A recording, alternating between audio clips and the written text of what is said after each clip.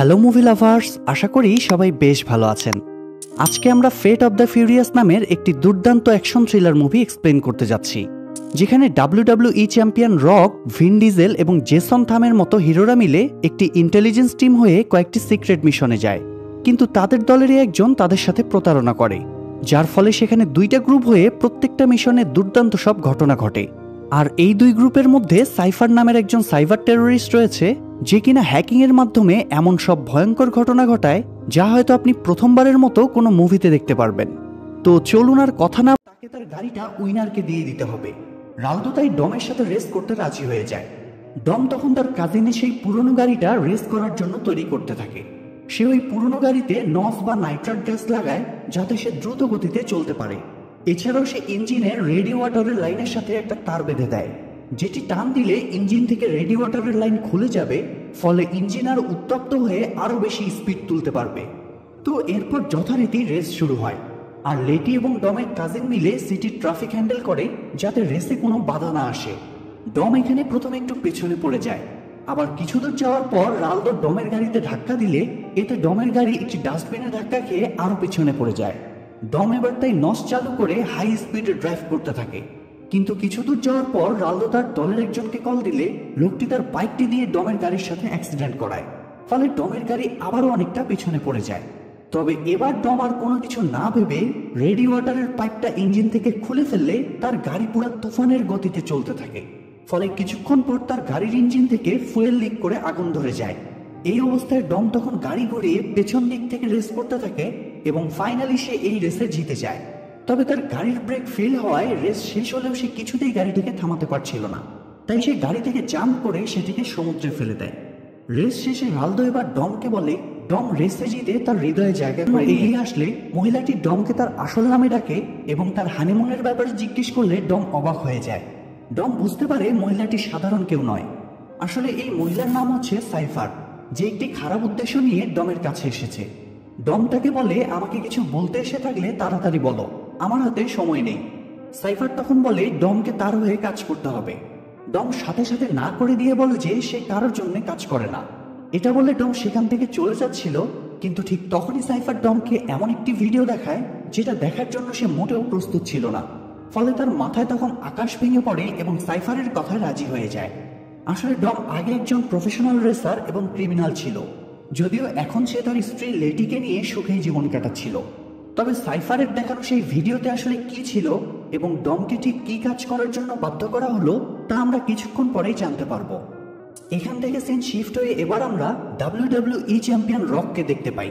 মুভিতে তার নাম হলো হবস, আর এখানে সে একটি ফুটবল টিমের কোচ হিসেবে কাজ করছে। সব ইলেকট্রিক কাজ কিছু সময়ের জন্য বন্ধ রাখা যায়, তাই সেটা তোমাকে উদ্ধার করতে হবে। কিন্তু হবস নোবডির কথাকে ইগনোর করে তার মেয়ের খেলার দিকে মনোযোগ দেয়। নোবডি তাই হবসকে বলে এই কাজে যদি কোনো ভুল হয় তাহলে কিন্তু তোমাকে জেলে যেতে হবে এবং আমার এজেন্সি তোমাকে বাঁচাতে পারবে না। ম্যাচ শেষ করে হবস বলে যে সে তার টিম নিয়ে অপারেশনটা করে ফেলবে, তাই নোবডি যেন নিশ্চিন্তে থাকে। এরপর হবস ডমকে কল দিয়ে তার নতুন মিশনের ব্যাপারে বলে এবং তার টিম সহ আসতে বলে। আসলে ডম এক সময় ক্রিমিনাল থাকলেও কোনো একটা ইস্যুতে হবস তাকে তার দলে নিয়ে নিয়েছিল। যাই হোক, রাতের বেলা হবস আর ডম তাদের টিম নিয়ে এসে সেই বিদ্রোহী আর্মিদের ক্যাম্পে বোম মেরে উড়িয়ে দেয় এবং তাদের থেকে সেই ইএমপি চুরি করে পালাতে থাকে। তখন সেই আর্মিরাও তাদেরকে তাড়া করতে থাকলে আগে থেকে সেট করে রাখা একটা দুর্দান্ত প্ল্যান অনুসারে তারা আর্মিদের সব গাড়িকে এক এক করে উড়িয়ে দেয়। ফলে হবসের টিম সেখান থেকে ইএমপি চুরি করে পালাতে সফল হয় এবং এরপর সবাই আলাদা আলাদা হয়ে যায়। তবে ডম এখানে হবসের পেছনে পেছনে যায় এবং কিছু দূর যাওয়ার পর তার গাড়িকে ধাক্কা দিয়ে ফেলে দেয়। হবস তাই আহত হয় এবং দেখে যে ডম হবসের গাড়ি থেকে সেই ইএমপিটা নিচ্ছে। হবস এখানে তাকে বারবার নিষেধ করার পরও ডম সেটা নিয়ে পালিয়ে যায়। হবস তখন দ্রুত তার বাকি টিম মেম্বারদেরকে জানিয়ে দেয় যে ডম তাদের সাথে বিশ্বাসঘাতকতা করেছে। এটা শুনে টিমের বাকি সব মেম্বাররা যখন কথা বলছিল তখন লেটি ডমের গাড়িতে এলিনার ছবি পায়। এটা দেখে সে একটু বিচলিত হয়ে পড়ে। তবে এলিনা ঠিক কে আর কেনই বা লেটি বিচলিত হয়ে পড়ে সেটা আমরা সামনেই বুঝতে পারবো। অন্যদিকে হবসকে পুলিশ গ্রেফতার করে জেলে পাঠিয়ে দেয়, কারণ ইএমপি নিয়ে তো তার টিম মেম্বার পালিয়ে গিয়েছে। এখানে হবসের সাথে দেখা করতে মিস্টার নোবডি এবং জুনিয়র নোবডি আসে। নোবডি হবসকে বলে সে যদি আবারও তার এজেন্সিতে কাজ করে তাহলে হবসকে সে জেল থেকে মুক্ত করবে। তবে হবস এতে রাজি হয় না। হবস সোজাসুজি জানিয়ে দেয় সে কোনো অন্যায় করেনি, তাই সে নিজেই এই সমস্যা থেকে বের হবে। এরপর হবসকে জেলের ভেতর নেওয়া হলে জেলে অনেকেই হবসকে দেখে রেগে যায় এবং তাকে মারতে চায়, কেননা হবস যখন এজেন্ট ছিল তখন সেই তাদেরকে ধরেছিল। এখানে ডেকার্ট নামে একজন কয়েদিকে দেখা যায়, সেও একজন স্পেশাল ফোর্সের এজেন্ট ছিল, তবে কোনো একটা বিষয়ে চিটিং করায় হবস তার দলবল নিয়ে তাকে ধরেছিল। তাই তাদের মধ্যে এখানে অনেক তর্কাতর্কি হয়, এমনকি একে অপরকে মারারও হুমকি দেয়। এর কিছুক্ষণ পর জেলখানাতে হবসের রুমের দরজা হুট করে খুলে যায়। আসলে নোবডি জেলের সিকিউরিটি হ্যাক করে হবসের রুমের দরজা খুলে দিয়েছে, তবে হবস এটা বুঝতে পারে এবং সে জেল থেকে বের হতে চায় না। এর মধ্যে দরজা খোলার ফলে অ্যালার্ম বেজে ওঠে এবং পুলিশ সেখানে চলে আসে।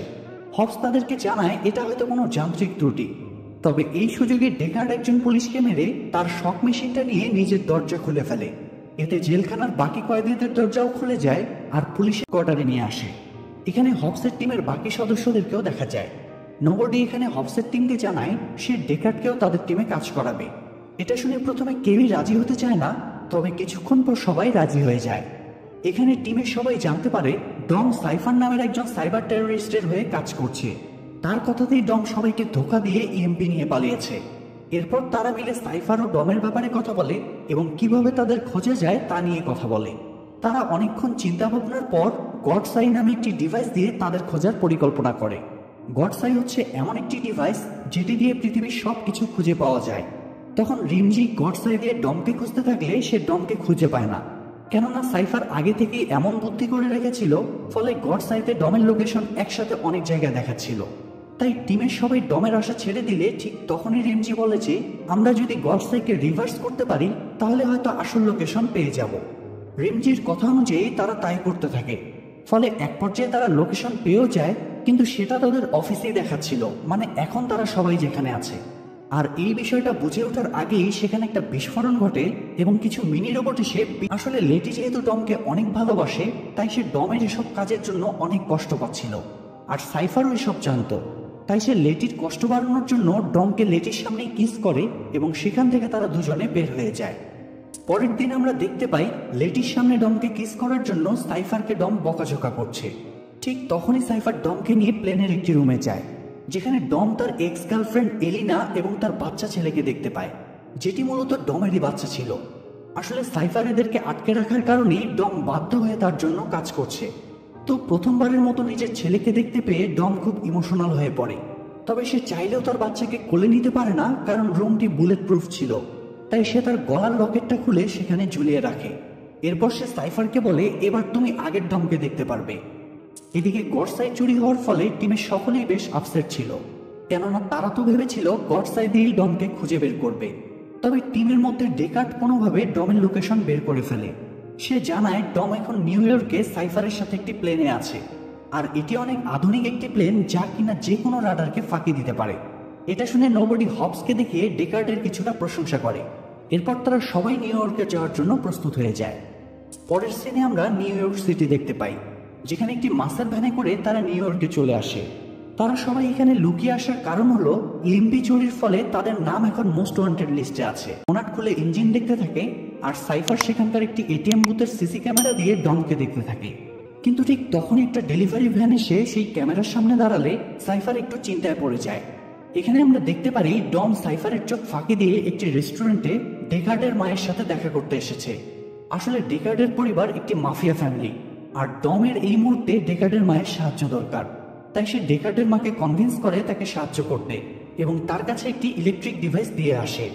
ডেকার্ডের মায়ের সাথে দেখা করা শেষে ডম দ্রুত আগের জায়গায় ফিরে আসে এবং সে সাইফারকে একটি নষ্ট প্লাগ দেখায় যাতে সাইফার তাকে বিশ্বাস করে। সাইফার এরপর তার টিমকে নিউ ইয়র্কে আসা রাশিয়ার প্রতিরক্ষা মন্ত্রীকে ট্র্যাক করতে বলে, কেননা তার কাছে একটি নিউক্লিয়ার রকেটের লঞ্চ কোড আছে।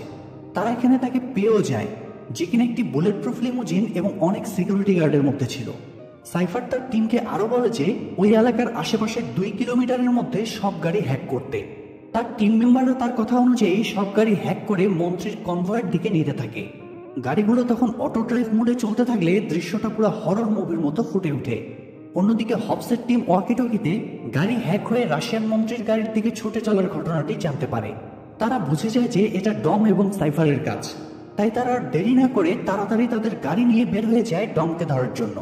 তবে হ্যাক হওয়া গাড়িগুলো একে একে সিকিউরিটি গাড়িগুলো ধ্বংস করতে থাকে। পার্কিং, গাড়ির শোরুম, এমনকি তারপর সে সেই মন্ত্রীর কাছে সে নিউক্লিয়ার লঞ্চ কোডের ব্রিফকেসটি চায়, তবে মন্ত্রী তাকে সেটা দেয় না। ডম তখন একটা ড্রিলার দিয়ে বুলেট প্রুফ লিমুজিনের তেলের ট্যাঙ্কি কেটে ফেলে এবং হাতে আগুন নিয়ে সেই ব্রিফকেসটা চায়। এবার মন্ত্রী প্রাণের ভয়ে ডমের কাছে ব্রিফকেসটা দিয়ে দেয়। এরপর ডম তার গাড়িতে ব্রিফকেসটি নিয়ে চলে যাচ্ছিল, কিন্তু কিছু দূর যাওয়ার পর সে সামনে দেখতে পায় হবসরা সবাই রেগে মেগে তার জন্য অপেক্ষা করছে। ডম এবার তাদের থেকে পালাতে লাগলে হবসরা 5টা গাড়ি নিয়ে ডমকে ধরার জন্য চারদিক থেকে ধাওয়া করতে থাকে, কিন্তু কিছুতেই তারা ডমের গাড়িকে ধরতে পারছিল না। তাই কিছু দূর যাওয়ার পর লেজি তার গাড়ি থেকে ডমের গাড়িতে একটি হুক লাগিয়ে দেয়। এরপর হবসের দলের বাকি 4টা গাড়িও চারদিক থেকে এসে ডমের গাড়িতে হুক লাগিয়ে ফাইনালি তাকে থামায়। কিন্তু ডমের গাড়ির পাওয়ার এতই বেশি যে 5টা গাড়ি মিলেও তার গাড়িকে ধরে রাখতে পারছিল না। ফলে এক পর্যায়ে ডম একে একে সবার গাড়ি উল্টে দেয়, এমনকি শেষমেশ তার গাড়িও উল্টে যায়। আপনারা যারা রেস পছন্দ করেন তাদের জন্য এই পুরো সিনটা দেখার মতো ছিল। তো ডম এবার দ্রুত নিউক্লিয়ার লঞ্চ কোডের ব্রিফকেসটি নিয়ে পালিয়ে যেতে থাকলে ডেকার্ট তাকে বাধা দেয়, কিন্তু সে কোনো কিছু না ভেবে ডেকার্টকে গুলি করে। এরপর কিছু দূর যাওয়ার পর লেটি ডমের সামনে আসে এবং ডমের হাত থেকে সেই ব্রিফকেসটি নিয়ে পালিয়ে যাচ্ছিল। তখন সাইফারের টিমের একজন এসে লেটির হাত থেকে ব্রিফকেসটি নিতে চাইলে লেটি তাকেও বাধা দেয়। তাই এক পর্যায়ে লেটিকে লোকটি গুলি করতে চাইলে ডম এসে লোকটিকে গান পয়েন্টে নিয়ে লেটিকে বাঁচিয়ে নেয়। তবে সেই ব্রিফকেসটা ডম ঠিকই নিয়ে চলে যায়। এদিকে লেটি ব্রিফকেসটা নিয়ে যাওয়ার সময় ডম তাকে গুলি না করায় সাইফার ডমের উপর রেগে যায়, তাই সে ডমকে শিক্ষার চেষ্টা করে। তারা এখানে জানতে পারে যে সাইফার রাশিয়ার মন্ত্রীর কাছ থেকে যে ব্রিফকেসটা চুরি করেছে সেটা দিয়ে রাশিয়ার একটি মিলিটারি ক্যাম্পে থাকা একটি সাবমেরিন থেকে নিউক্লিয়ার বোমা নিক্ষেপ করে বিভিন্ন দেশে তারা আতঙ্ক ছড়িয়ে দিবে। তাই হবসের টিমও রাশিয়া যাওয়ার জন্য প্রস্তুত হয়ে যায় এবং তারা সবাই বুঝতে পারে এটাই তাদের জন্য ডম এবং সাইফারকে ধরার শেষ সুযোগ। তাই তারা এবার সবাই সবচেয়ে শক্তিশালী গাড়িগুলো নিয়ে রাশিয়া চলে আসে। হবসের টিমের সবাই এখানে মিলিটারি ক্যাম্পের দিকে খেয়াল রাখতে থাকে। তখন ডমকে দেখা যায় সে তার গাড়ি নিয়ে হাই স্পিডে মিলিটারি বেসের দিকে এগিয়ে আসছে। এটা দেখে ক্যাম্পের আর্মিরা তখন দ্রুত তাদের এরিয়া লক করে দেয়, কিন্তু ডম তার গাড়িতে থাকা সেই ইএমপি মেশিনটা অ্যাক্টিভ করে দেয়।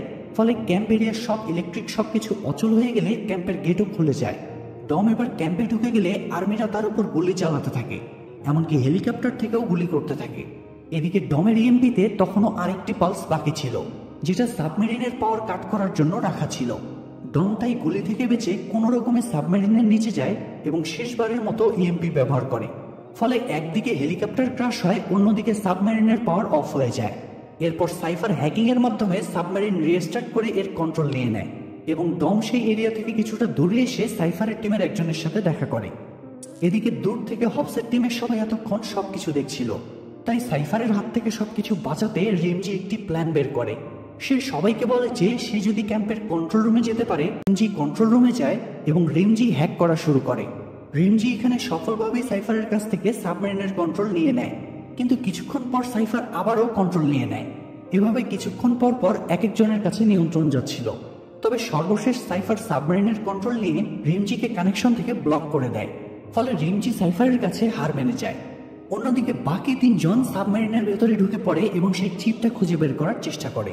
তবে সাইফার এটা বুঝতে পেরে সাবমেরিনের গেট লক করে দেয়। এতে সাবমেরিনের কন্ট্রোল রুমে শুধু 2 জন ঢুকতে পারে। তবে অনেক খোঁজাখুঁজির পর একদম শেষ মুহূর্তে নোবডি সেই চিপটা খুঁজে পায় এবং খুলে নিয়ে বের হয়ে আসে। তাই ফাইনালি নিউক্লিয়ার বোমটি আর লঞ্চ হয় না। এতে সাইফার রেগে গিয়ে দ্রুত সাবমেরিন স্টার্ট করে খোলা সমুদ্রে নিয়ে যাওয়ার চেষ্টা করে।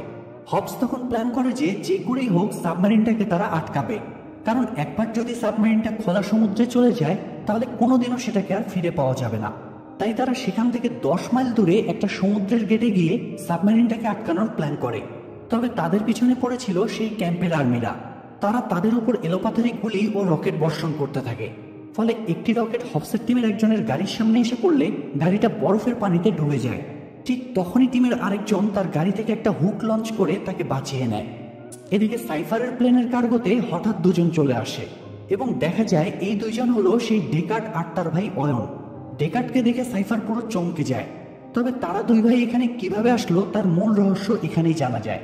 আসলে ডম যখন ডেকার্টকে গুলি করেছিল ঠিক তখনই ডমের পাঠানো লোক ডেকার্টকে তুলে নিয়েছিল, আর সেখানে ডেকার্টের সঙ্গে তার মায়ের দেখা হয়। তার মা তাকে অনেক ইমোশনাল কথা বলে ডমের একটি কাজ করতে রাজি করায়। এরপর ডমের দেওয়া ইলেকট্রিক ডিভাইসটি তাকে দেয়, যেটা দিয়ে তারা সাইফারকে ট্র্যাক করতে পারবে। তো প্লেনের ভেতরে তারা 2 ভাই এমন ফাইট শুরু করে যে তাদের সামনে কেউই পাত্তা পাচ্ছিল না। এক পর্যায়ে অনেক মারপিটের পর ফাইনালি ডেকার্ড ডমের ছোট্ট ছেলেটাকে মুক্ত করে আর তার ভাই অয়ন ককপিটে গিয়ে বিমানটা কন্ট্রোলে নিয়ে নেয়। অন্যদিকে হবসের টিমকে মারার জন্য সাইফারের টিমে সেই লোকটি স্নাইপার নিয়ে রেডি হচ্ছিল, কিন্তু ডমকে সেখানে দেখা যায় সে গিয়েছিল।